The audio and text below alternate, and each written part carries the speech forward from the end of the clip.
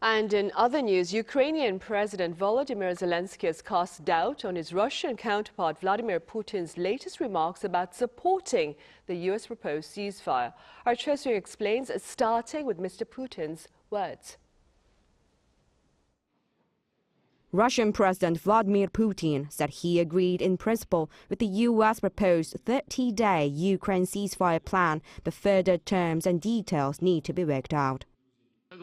We agree with the proposals to stop hostilities, but we proceed from the fact that this ceasefire should be such that it would lead to long-term peace and eliminate the original roots of this crisis.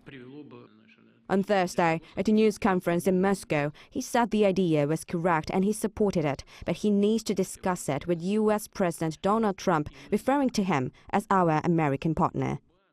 Putin added that Ukraine would need to accept future conditions before the ceasefire agreement could be reached.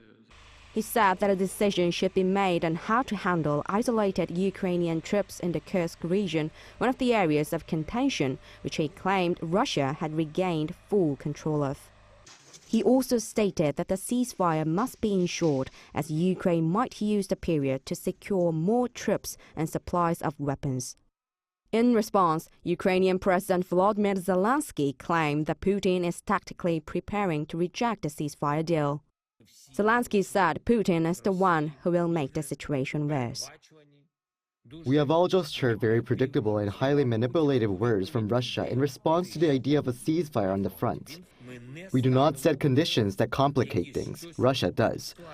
Putin has stolen years of peace and continues this war day by day.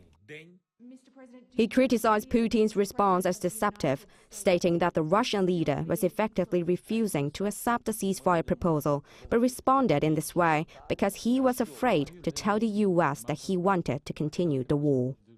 Putin is expected to discuss the Ukraine conflict and ceasefire with U.S. Special Envoy to the Middle East Steve Witkoff in Moscow. Choi Soo-young, Arirang News.